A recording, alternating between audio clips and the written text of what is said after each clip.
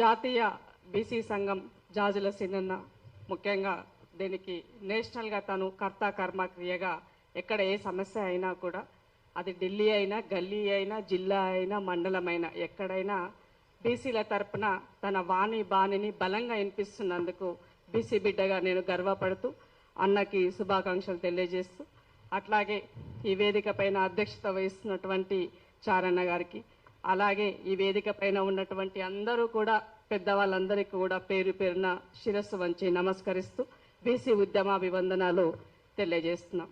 ముఖ్యంగా మొన్న మహిళా బిల్లు సందర్భంలో ఢిల్లీలో అన్న ఆధ్వర్యంలో చాలా పెద్ద ఎత్తున వివిధ రాష్ట్రాల నుంచి సంబంధించినటువంటి ఆడబిడ్డలు ఆ పోరాటంలో పాల్గొని మేమెంతో మా వాటా అంతా మా వాటా మా కోటా లేకుండా బీసీ బిల్లు నైచేలేగా అని ఆ రోజు కొట్లాడడం జరిగింది.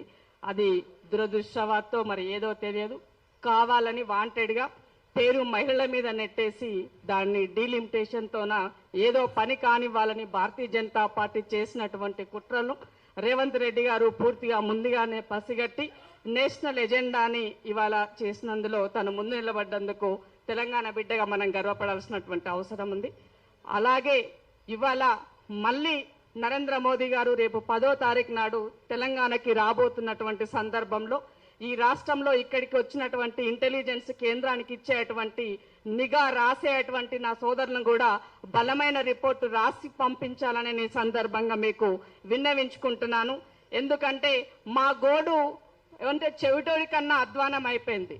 ఒక నియంత్రితకి ఎప్పుడూ కూడా తనకి కళ్ళు కనబడవు చెవులు వినబడవు, తను ఏం చేయాలనుకుంటే అది మాత్రమే ఒక నియంత్రిత చేస్తాడట. ఇవాళ గట్లనే నరేంద్ర మోదీ గారు చేస్తున్నారు కాబట్టి బలమైన వాణి బాణి వినిపించాల్సినటువంటి అవసరం ఉంది. ఆ రోజు రాహుల్ గాంధీ గారు పార్లమెంటు సాక్షిగా బీసీల వాటా ఇవ్వాల్సిందే, వాళ్ళ ఇస్తాదారు వాళ్ళ వాటా వాళ్ళ కోటా తేల్చాల్సిందే చెప్పిన సందర్భంలో మోదీ గారు సీరియస్గా ఆ రోజు పార్లమెంటులో సంవత్సరం క్రితం వాగ్దానం చేశారు. తప్పకుండా కులగణన చేస్తాం, దాంట్లో జనగణన చేస్తాం, దాంట్లో కులగణన చేస్తామని చెప్పినారు. మరి ఈ మధ్య కాలంలో ఈ రాష్ట్రానికి వచ్చి మొదలుపెట్టినటువంటి వాళ్ళు ఇచ్చినటువంటి పత్రాలల్లా ఎక్కడా కూడా మరి ఎస్సీ ఎస్టీ కులాలు ఉన్నాయి కానీ బీసీకి సంబంధించినటువంటి కులాలు లేవు, ఉప కులాలు లేవు. వాళ్ళు అసలు ఈ భూమి మీద మనుషులేనా ఉన్నారా లేరా, ఎవరైనా ఉండని వాటా కోటా తర్వాత విషయం. ఎట్లీస్ట్ ఈ దేశంలో ఏ కులాలున్నాయి, ఏ వర్గాలున్నాయి, ఏ వర్ణాలున్నాయి, ఎంత ఉంది, వాళ్ళేంటి అన్నది మినిమం స్టాటిస్టిక్ లెక్కలు లేకపోతే మరి ఈ దేశము ఎవరి చేత నిర్మించబడ్డది అని మాత్రం నేను ఈ సందర్భంగా అడగదలుచుకున్నా. ఇవాళ అత్యధికంగా ట్యాక్స్ పేయర్స్ ఉన్నటువంటిది బీసీలే, చిన్ని కింది వర్గాలే. అత్యధికంగా ఇవాళ ఓటు బ్యాంక్గా ఉన్నది బీసీలే. అత్యధికంగా ఈ దేశాన్ని పునర్నిర్మించడంలో భాగస్వామ్యమైంది కూడా బీసీలే. కానీ నేను వచ్చే వరకు ఒక డెమోక్రటిక్ కంట్రీ అని చెప్పుకున్న నా దేశంలో నా సంఖ్య గింత ఉందని దౌర్భాగ్య పరిస్థితి చెప్పుకోలేని దౌర్భాగ్య పరిస్థితిలో ఉంటే సిగ్గు అనిపిస్తుంది.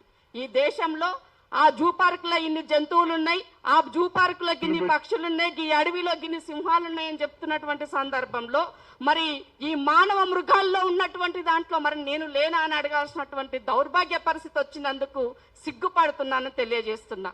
సో ఏదన్నా మాట్లాడితే కాంగ్రెస్ గతంలో చేయలేదని నెడుతున్నావు. మరి చరిత్ర సక్కలేదనుకున్నప్పుడు చరిత్ర సరిగా రాయాలని నువ్వు వచ్చినవని చెప్పుకున్న సందర్భంలో మరి ఆ చరిత్రను తిరిగి రాసి సక్క చేయాల్సినటువంటి బాధ్యత నీకు లేదని నరేంద్ర మోదీ గారిని అడగదలుచుకున్నా. నీవు ప్రధానమంత్రిగా ఉండి నీవు ఈ జాతి బిడ్డవని చెప్పుకున్నటువంటి నీకు మరి నా వాటా నా కోటా తేల్చకపోతే ఎవరి కోసం? ఇది చాలా క్లియర్ గా ఒక కుటిలమైన రాజకీయ కోణంలో జరుగుతుందని గమనించాల్సిన అవసరం ఉంది. దేశంలో అంతా కూడా ఓబీసీలంతా ఏకమై రాజకీయంగా మా వాటా ఏంది, ఉపాధి పరంగా మా కోటా ఏంది అని అడుగుతున్నటువంటి నేపథ్యంలో ఈ లెక్క పక్కాగా తేలితే, స్క్రీనింగ్ చక్కగా జరిగిపోతే రేపు ఈ దేశంలో మిగతా వాళ్ళకి మనుగడ కష్టం అనేటువంటి ఒక అభద్రతా భావంలోని భాగంగానే ఇవాళ ఇందులో ఇది చేర్చలేదన్నది చాలా క్లియర్ గా క్లారిటీగా కనబడుతున్నది. ఇవాళ చేస్తున్నటువంటి గణనలో నేను లేకపోవడం అంటే అక్కడ పని చేస్తున్నటువంటి ఉద్యోగులు కూడా నా సంఖ్య అంటే ఆ ఉద్యోగి పేరు కూడా అందులో ఉంటది, తన కుటుంబ వివరాలు కూడా అందులో ఉంటాయి. నిజంగానే మీరు బీసీ కుటుంబ సభ్యులైతే దానిని తిరస్కరించండి అని చెప్పేసి నేను ఈ వేదిక పై నుంచి మిమ్మల్ని డిమాండ్ చేస్తున్నా. ఎందుకంటే ఈసారి తప్పిపోతే మళ్ళా ఎప్పుడూ కూడా మన లెక్కలు అందులో చేరవు. ఎందుకంటే చాలా సంవత్సరాల తర్వాత ఇవాళ అది సరి చేస్తున్నామన్న సందర్భంలో మేము చేస్తున్నామని చెప్తున్నటువంటి నేపథ్యంలో అది లేకపోవడం అన్నది సిగ్గుచేటని తెలియజేస్తున్నాం. ఇవాళ ఈ బీసీ కోటా తేలితేనే ఆటోమేటిక్ గా మహిళలకు ఇవ్వాల్సినటువంటి 30% లో మహిళా కోటా కూడా తేలుతుంది. కాబట్టి అది చెయ్యకుండా ఉండాలి అనే ఒక అగ్రవర్ణాలకు సంబంధించిన బనియా పార్టీ సంబంధించినటువంటి నేతలే ఇది కుట్ర బండుతున్నారు, ఈ కుట్రను పసగెత్తున్నారు. కాబట్టే ముందస్తుగా రేపు 10వ తారీఖు మోడీ వస్తున్నటువంటి సందర్భంలో హెచ్చరికగా ఈ కార్యక్రమాన్ని చేస్తున్నందుకు మా అన్నకు నేను శిరస్సు వంచి నమస్కరిస్తున్నా. ఎందుకంటే ఇవాళ అడిగేవాడు లేకపోతే ఎవడి బర్రెవడిదంటే గుత్తుపవందైతే బర్రె వాడిదే అన్నట్టుగా మనం నోరు చేయకపోతే, కొట్టలేకపోతే, పోరాటం చేయకపోతే ఈ దేశంలో ఉన్నటువంటి వనరులన్నీ కూడా ఒక వర్గానికి అయితే ఈ సందర్భంగా నేను గుర్తు చేస్తున్నా. ఇవాళ ఆల్రెడీ అడవులు ఎవరి వశమవుతున్నాయో మనం చూస్తున్నాం దేశంలో, గనులు ఎవరి వశమవుతున్నాయో చూస్తున్నాం ఈ దేశంలో. కాబట్టి వీటిని కాపాడుకోవాల్సిన బాధ్యత ప్రతి సిటిజన్ పైన ఉన్నదని గుర్తు చేస్తున్నా. ఓటు ఉన్నవాడికి నా ఓటు ఉన్నదా లేదా అని అడుక్కునే దౌర్భాగ్య పరిస్థితికి నా దేశం వచ్చిందంటే ఎక్కడున్నామో ఆలోచించుకోండి. మన ఇంటికి వస్తేనే సమస్య కాదు, అది ఎక్కడి నుంచి సమస్య వచ్చినా అది ఏదో ఒక రోజు నీ ఇంటికి చేరుతుందన్నది గమనించమని ఈ సందర్భంగా గుర్తు చేస్తున్నా. ముమ్మాటికి ఈ రాష్ట్రం నుంచి రేవంత్ రెడ్డి గారు ఆల్రెడీ బీసీలకి సంబంధించినటువంటి ఒక లెక్క వాటా పక్కంగా తేల్చి ముందు పెట్టినారు. కాబట్టి దానిని ఎగ్జాంపుల్ గా తీసుకోండి. మొన్న జరిగినటువంటి పార్లమెంటుకు ముందు రోజే పబ్లిక్ డొమైన్ లో కంప్లీట్ గా ఎక్స్రేని మీ ముందు పెట్టినారు. ఇది మోడల్ గా తీసుకోండి, దీని ద్వారా మీరు ఇంకా బెటర్ గా చేయాలంటే చెయ్యండి అని కూడా చెప్పడం జరిగింది. నీవు అనుకుంటే 6 నెలల్లో పూర్తి చేసి ఇవ్వగలుగుతారు.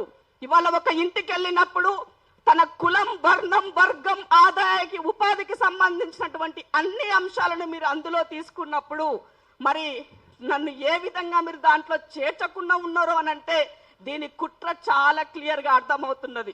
మొన్న రాఘవ చెడ్డా పార్లమెంట్ లో మాట్లాడినారు. మిడిల్ క్లాస్ మ్యాన్ ఎలాంటి సమస్య ఎదుర్కొంటున్నాడు, తనకున్నటువంటి సమస్యలేంటి అని మాట్లాడినటువంటి ఒక వ్యక్తిని వాళ్ళ మీ పార్టీలో చేర్చుకున్నారు కదా. మరి కామన్ మ్యాన్ గా తను ప్రశ్నించినటువంటి ప్రశ్నలకి సమాధానం చెప్పకుండానే మీరు చేసినారా, లేదంటే ఇలాంటి రాజకీయాలు ఈ దేశంలో నెలకొల్పాలని మీరు అనుకుంటున్నారా? ఆత్మ పరిశీలన చేసుకోవాలి మోడీ గారు అడుగుతున్నా. చివరిగా ఒక మాట చెప్పి క్లోజ్ చేస్తాను.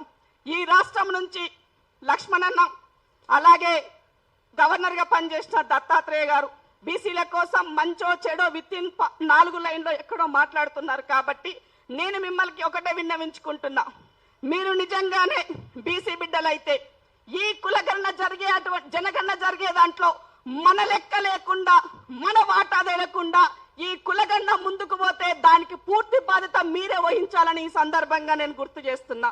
ఒకవేళ అదే గనక జరిగితే మీరు ఈ దేశ చరిత్రలో చరిత్రహీనులుగా మిగులుతారు. నరేంద్ర మోడీ బీసీ అని చెప్పుకునేటువంటి వ్యక్తికి రాహుల్ గాంధీ గారు గతంలో చెప్పినట్టుగానే నరేంద్ర మోదీ నకిలీ బీసీ అని ఏదైతే చెప్పినారో అది మీరు 100% పాటించిన వాళ్ళు అవుతారని ఈ సందర్భంగా నేను గుర్తు చేస్తున్నా. నిజమైన బిడ్డవే అయితే, ఈ జాతికి సంబంధించిన బిడ్డవే అయితే మీరు నిజంగా తనకి వత్తాసు పలకాలని ఈ రాష్ట్రం నుంచి మీరు అనుకున్నట్లయితే, నా లెక్క లేకుండా కులగణన చేస్తే, జనగణనలో నా లెక్క తేలకుండా మీరు చేసినట్లయితే దేనికైనా సిద్ధం. ఇందాక మా కాక చెప్పిపోయినాడు, అమర నిరాహార దీక్ష చేస్తానని చెప్పి అందరం తనతో మద్దతుగా నిలబెడతాం, కూర్చుంటాం అయ్యేదాకా, మా సంఖ్య తేలేదాకా. మేము ఈ దేశ చరిత్రలో హీనులుగా ఉండాలనుకోవట్లేదు, దేశ చరిత్రలో మాకంటూ ఒక పేజీని లిఖించాలనుకుంటున్నాం. కాబట్టి తప్పకుండా తనతో మేము సాగుతాం. అలాగే నరేంద్ర మోదీకి ఒకటి చెప్తా, రాసుకోండి ఇంటెలిజెన్స్ వాళ్ళు ఇక్కడ ఉంటే, నిజంగా నరేంద్ర మోదీ గారు ఇది చేసి ఉంటే మరొక పూలే లెక్క తన పేరు ఈ చరిత్రలో చారిత్రకంగా నిలిచిండేది. కానీ అది జరగకుండా ఉండాలని